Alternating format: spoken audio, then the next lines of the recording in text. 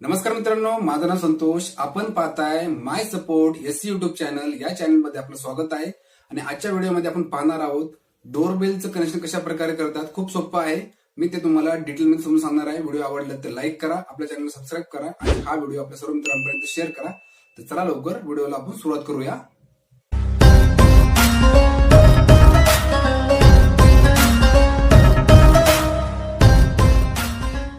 डोअरबेलचं connection कशा प्रकारे करतात ते आपण या व्हिडिओमध्ये पाहणार आहोत. ही आपली रेड कलरची फेजची वायर आहे आणि ही ब्लॅक कलरची आपली न्यूट्रलची वायर आहे. या ठिकाणी कोणा कंपनीची बेल आहे. हिचा आवाज खूप सुंदर आहे. तुम्हाला ही बेल आवडली तर सांगा मला, मी तुम्हाला याची लिंक आपल्या कमेंट बॉक्समध्ये देऊन टाकील. आणि त्यानंतर हिच्या दोन वायर या ठिकाणी बाहेर आलेल्या आहेत, आपण पाहू शकता. त्यानंतर या ठिकाणी हा आपला वन वे स्विच आहे. तुम्ही याला मास्टर स्विच पण म्हणू शकता. आणि हा बेल स्विच आहे. आणि याचं कनेक्शन कशा प्रकारे असतं ते आपण या ठिकाणी बघणार आहोत.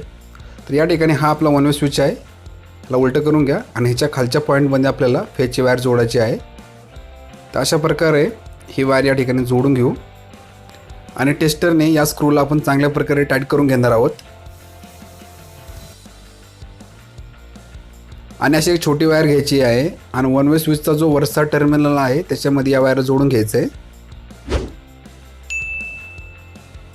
आणि त्यानंतर बेल स्विचचा जो खालचा टर्मिनल आहे त्याच्यामध्ये या वायरला अशा प्रकारे जोडून घ्यायचं आहे आणि त्या स्क्रूला आपण टेस्टरने चांगल्या प्रकारे टाईट करून घ्यायचं आहे.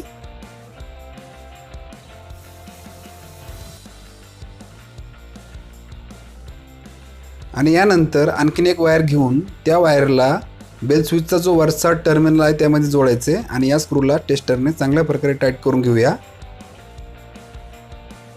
आणि या वायरला थोडंसं फोल्ड करून घेऊ आपण.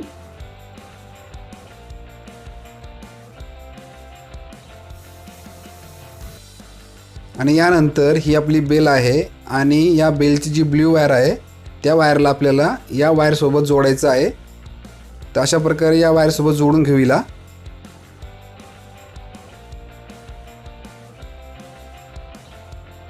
आणि या वायरला इन्सुलेशन टेप लावून घ्यायचा चांगल्या प्रकारे, जेणेकरून आपली सेफ्टी राहील.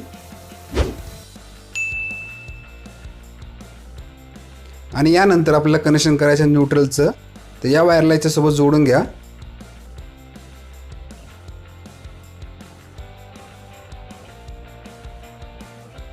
आणि त्यानंतर या वायरला सुद्धा आपल्याला इन्सुलेशन टेप लावून घ्यायचा चांगल्या प्रकारे.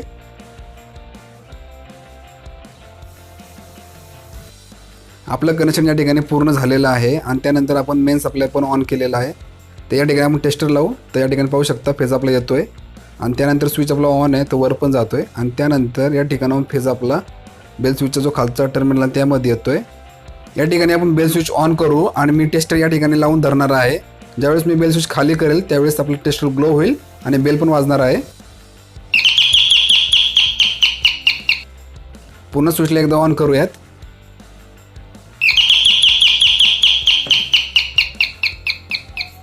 खूपच सोपं आहे. तुम्हाला याच्यामध्ये काय समजलं नसेल तर मला विचारा, मी तुम्हाला नक्की सांगेन. आणि यानंतर आपण स्विचला उलटं केलेलं आहे या ठिकाणी पाहू शकता. तर या ठिकाणी मी बेल स्विच ऑन करतोय पण आपली बेल वाजत नाही आहे, कारण या ठिकाणी आपला हा मास्टर स्विच बंद आहे. आपण याला ऑन करूयात, ते बेल वाजेल.